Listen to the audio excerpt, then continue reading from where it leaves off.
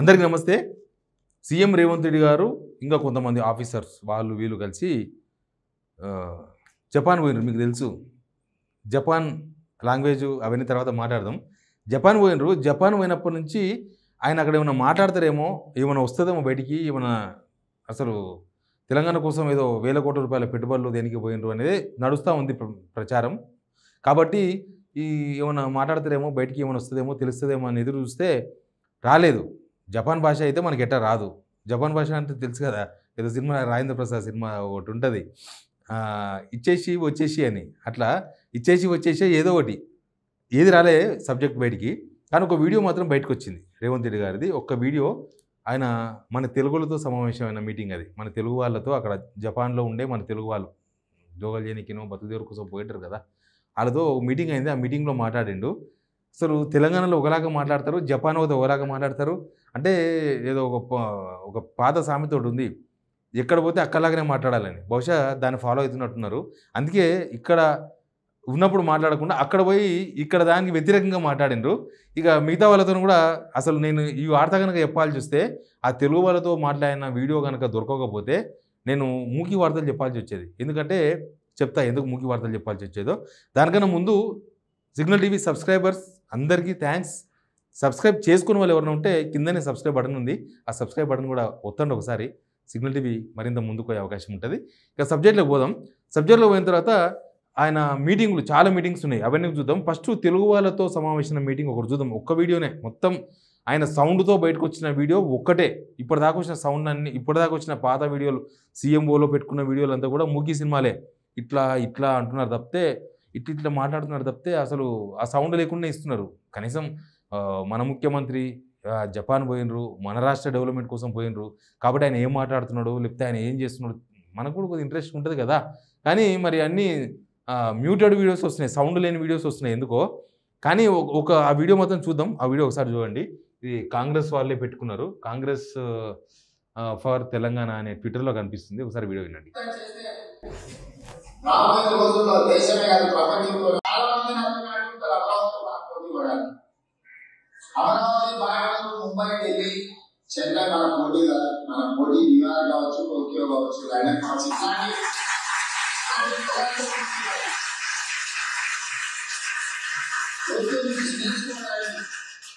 మనకంటే గొప్పగా వాళ్ళు ఏం నిర్వహిస్తుందో అవగాహన కల్పించుకోవడానికి పర్యటన.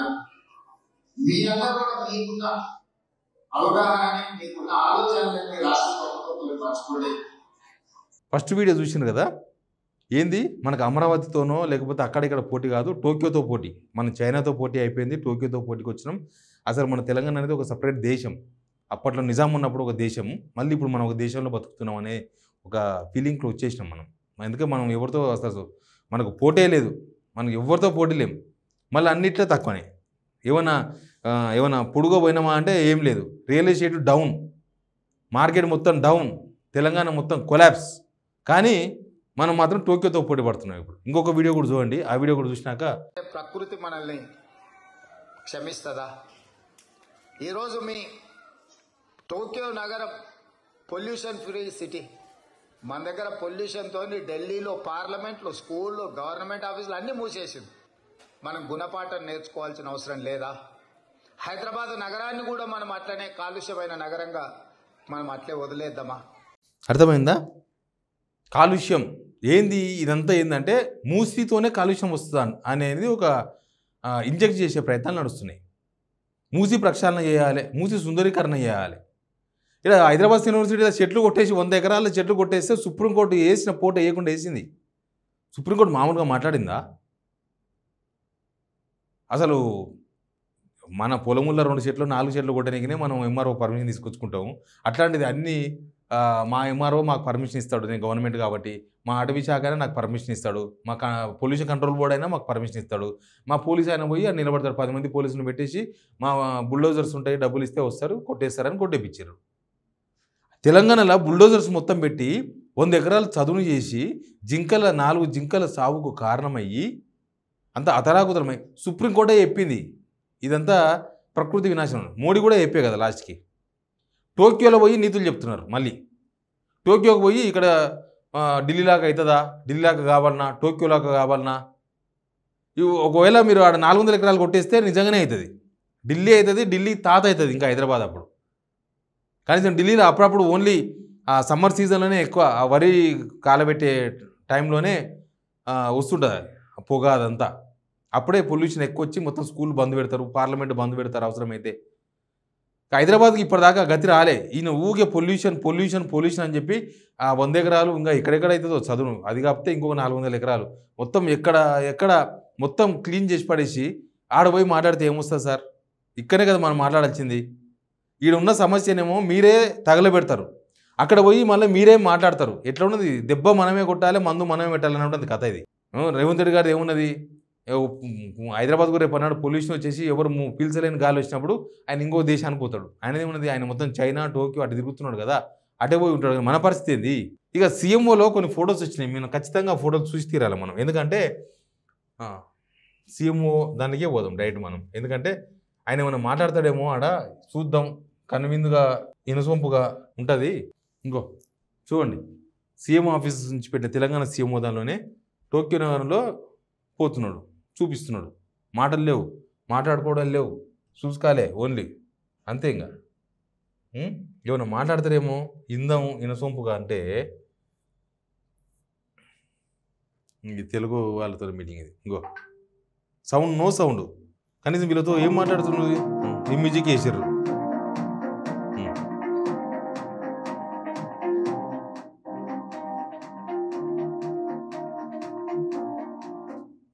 అరే మంచిగా ఓపెన్గా ఉండొచ్చు కదా, ఓపెన్గానే మాట్లాడచ్చు కదా.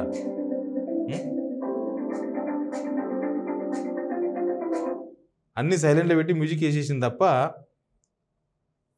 ఏమవుతుందో ఏం మాట్లాడుతుందో ఎవరికి ఏం తెలియదు. ఇంకో దీనిలో పోయినరు, దీన్ని కూడా మ్యూజిక్ వేసారు. కనీసం దీనిలో పోతున్నాడు ఏమో అడుగుతుండ్రు, దీని లోతు లేకపోతే వెడల్పా లేకపోతే మూసిని ఇట్లా సేమ్ ఇట్లా చేయొచ్చా మేము, సేమ్ అట్లాంటి ఫ్లైఓవర్ మూసి పక్కన కట్టొచ్చా, మొత్తం ఎంత పొడుగు ఉంది ఎంత వెడల్పు ఉంది, ఏం లేదు. మనలతో మాట్లాడుతుండ్రు. కనీసం మనతో మాట్లాడిందన్నా తెలుగులో ఇస్తే బాగుంటుండే. కనీసం తెలుగులో మాట్లాడతారు కదా ఇట్లా. ఇదే ప్రాబ్లమ్స్. ఏమనంటే ఇంగ్లీష్ వచ్చిన వాళ్ళు కేవలం బట్టల షాప్లో డ్రాయర్లు అమ్మనికి తప్ప దీనికి పంకిరారని అంటారు. ఇట్లా విదేశాలకు పోయినప్పుడే తెలుస్తుంది. మనము వేరే దగ్గర పోయినప్పుడే మన కథ ఏంది, మన కార్ఖానా ఏంది తెలుస్తుంది.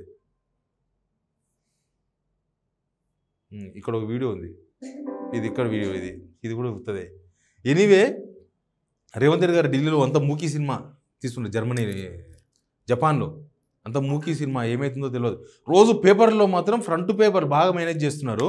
రోజు 1000 కోట్లు వచ్చింది, 12,000 కోట్లు వచ్చింది, 13,000 కోట్లు వచ్చింది. జాగ్రత్త సుమా. ఎందుకంటే చంద్రబాబు నాయుడు ట్యాక్స్ ఇవన్నీ కూడా నాకు తెలుసు. చంద్రబాబు నాయుడు దావోస్ పోతే పేర్లో ఇదే రాస్తారు. ఆ కంపెనీ వచ్చేది లేదు, ఇక్కడ పెట్టేది లేదు, ఓ ఉద్యోగం దొరికేది లేదు. దొరుకుతాయి. ఇప్పుడు పేపర్లో రాసిన వార్తలు ఎక్కడ పేపర్లు ఎంత దాచిపెడతారు జనాలు. ఒక 2 నెలలకో 3 ఏళ్ళకో 4 ఏళ్ళకో అసలు ఈ కంపెనీ ఏమైందంటే ఏం సమాధానం చెప్తారు? లాస్ట్ టైము ఎంత 1,80,000 కోట్ల కంపెనీలు వచ్చినాయని చెప్పినారు, పెట్టుబడులు వచ్చినాయన్నారు. ఇప్పటికీ కనీసం ఒక్క కంపెనీ కూడా కనీసం ఇక్కడ ముగ్గు కూడా పోయలే, అసలు అగ్రిమెంటే చేసుకోలే. అక్కడ జాగ్రత్త వహించాల్సి వస్తుంది, లేకపోతే ప్రతిపక్షాలు దొరికిపోతారు మీరు. అంతకుముందు చంద్రబాబు నాయుడు ముఖ్యమంత్రిగా ఉన్నప్పుడు ఏపీగా ఉన్నప్పుడు సేమ్ ఇట్లే పోతే పేపర్లు రాసినాయి వార్త, ఎన్నో వేల కోట్లు వచ్చినట్టు రాసిర్రు. రాసినాక చూస్తే చంద్రబాబు నాయుడు దిగిపోయినా కూడా ఆ కంపెనీ రాలే, కథ రాలే, ఇప్పటికి కూడా రాలే. కంపెనీలు ఏంటో అట్లే ఉంటాయి ఇవి కూడా. ఇప్పుడు యాక్చువల్గా అసలు సీఎం రేవంత్ రెడ్డి పోవాల్సిన అవసరం ఏముంది? శ్రీబాబు గారు పోతే సరిపోతుంది. పెట్టుబడుల కోసం ముఖ్యమంత్రి పోవాలన్నా? ఐటీ శాఖ మంత్రి మాట్లాడగలడు, అవసరమైతే కొంచెం ఎక్స్ప్లెయిన్ చేయగలడు, అవసరమైతే వాళ్ళు మాట్లాడింది అర్థం చేసుకోగలడు శ్రీబాబు గారు. పోతే సరిపోతుంది. మీరు ఇక్కడ ఉంటే చాలా సమస్యలు ఉన్నాయి. ఇక్కడ నీళ్లు లేవు, పక్క పండిన పంట కొనే పరిస్థితి లేదు రైతుల దగ్గర, తర్వాత వాళ్ళకు గిట్టుబాటు ధర వస్తలేదు ధాన్యానికి. ఇట్లాంటి సమస్యలు చాలా ఉన్నాయిగా మన దగ్గర. ఒక పక్క వాన వస్తే మొత్తం వరదలు మునిగిపోయినాం, మొత్తం వరదనే. ఏంది అని అంటే ఈ నీళ్ళు పోయే ఇన్లెట్స్ ఉంటాయి కదా, అవి క్లీన్ కూడా చేస్తలేదు జిహెచ్ఎంసీ వాళ్ళు. క్లీన్ ఆ శాఖ కూడా సార్ దగ్గరనే ఉంది, రేవంత్ రెడ్డి గారి దగ్గరనే ఉంది. ఇన్లెట్స్ కూడా క్లీన్ చేయకపోతే మొత్తం దుమ్ము ధూళి ఎక్కడ పడ కవర్లు పేపర్లు మొత్తం వచ్చి దానికి అనుకుంటే ఎటుకెళ్ళిపోతే నీళ్ళు. ట్రాఫిక్ పోలీసులు మాత్రం ఎన్ని క్లియర్ చేస్తారు? అది జిహెచ్ఎంసీల డ్యూటీ కదా. వాన వస్తుంది వాతావరణ శాఖ అయిపోయినప్పుడు చెయ్యాలి. దాన్ని పట్టించుకుని దిక్కు లేదు, రివ్యూ లేదు. మీరు చేయాల్సిన పని మీరు చేయకుండా జపాన్ పోయి అక్కడి నుంచి మూకీ వీడియోలు పంపించుకుంటా రోజు పేపర్లో తాటికాంత అక్షరాలు రాపించుకుంటా ఈడ ప్రకృతి కొల్లగొట్టి ఆడపోయి ప్రకృతి గురించి పోవడం ఏందో ఏం అర్థమైతలేదు. మరి ఇది జనాలకి ఏం సందేశం ఇద్దాం అనుకుంటున్నారు, ఏం చెప్పదలుచుకున్నారు? ఇట్లా చేస్తేనే నన్ను అడుగుతారు వాళ్ళు వీళ్ళు ఎప్పుడు రేవంత్ రెడ్డినా రేవంత్ రెడ్డి మాట్లాడతారా మీరని. ఆయనకు సంబంధం లేని దానిలో కూడా ఆయన ఏళ్ళు పెడితే మాట్లాడొద్దా? ఇప్పుడు శ్రీధర్బాబు పోతే శ్రీధర్బాబు రెస్పాన్సిబిలిటీ ఉంటుంది కదా, ఏం చేసిర్రు ఏం తెచ్చిర్రని. అన్నిట్లో మనమే ఏళ్ళు పెడతాం కానీ మనల్ని ఎవరు ఏమనొద్దు. ఇదేం సిద్ధాంతం? ఇంకా మినిస్టర్ ఉన్నది ఎందుకు? ఆల్రెడీ ఉన్నదే 12 మంది మినిస్టర్లు సీఎంతో కలిపి, 6 శాఖలు లేనే లేవు. ఉన్న శాఖలు 7-8 శాఖలు మొత్తం ముఖ్యమంత్రి దగ్గరనే ఉన్నాయి. కనీసం శాఖ ఉన్న మంత్రికి పోలే ఇప్పటిదాకా. శ్రీధర్బాబు ఇన్నే తిరుగుతున్నాడు హైదరాబాద్లో. అట్లా ఉంటుంది మన కథ. అదే ప్రధానికి సావుకు మనమే, పెళ్ళికి మనమే, అన్నిటికి మనమే అన్నప్పుడు అన్నిటికీ మనమే బాధ్యత కూడా వహించాల్సి వస్తుంది. కానీ మనల్ని మాత్రం ఇవ్వడానికి కష్టం. ఎనీవే ఆయన జపాన్ టూర్ అంతా కూడా ఒక మూకీ సినిమా లేకపోతే ఎట్టెట్నో అనిపిస్తుంది. పేపర్లో వార్తలు చూస్తుంటే ముందు ఇవన్నీ మళ్ళీ అక్కడిక్కడ తిరిగి ఆయనకి కూర్చుకున్నట్టుంది. లాస్ట్ సారి దావోస్ వచ్చినవే ఇప్పటిదాకా ఏ కంపెనీ రాలే, ఒకటి కూడా ఒక కంపెనీ రాలే, ఉద్యోగం ఇయ్యలే. అన్నీ అంతకుముందు గవర్నమెంట్ వచ్చిన కంపెనీలే ఇప్పుడు లాంచ్ అవుతున్నాయి. అవన్నీ అలా లాంచ్ కావడం కాదు, ఓపెన్ అవుతున్నాయి డైరెక్ట్గా. ఇప్పటిదాకా ఈ గవర్నమెంట్ వచ్చిన 16 నెలల్లో ఒక్క కంపెనీ కూడా లాంచ్ కాలే అసలు. లాంచ్ అంటే మినిమం ఇంకో వచ్చినాం, అగ్రిమెంట్ చేసుకున్నాం, ఇంకో ఇటుక పిల్లలు పెడుతున్నాం, పునాది కడుతున్నాం, ఇంకో మీరు జాగి ఇవ్వండి, కరెంటు ఫ్రీ, ఏం లేదు, నో చర్చలు ఇప్పటి వరకు. టూర్లు అయితే బాగానే జరుగుతున్నాయి. Please subscribe signal TV.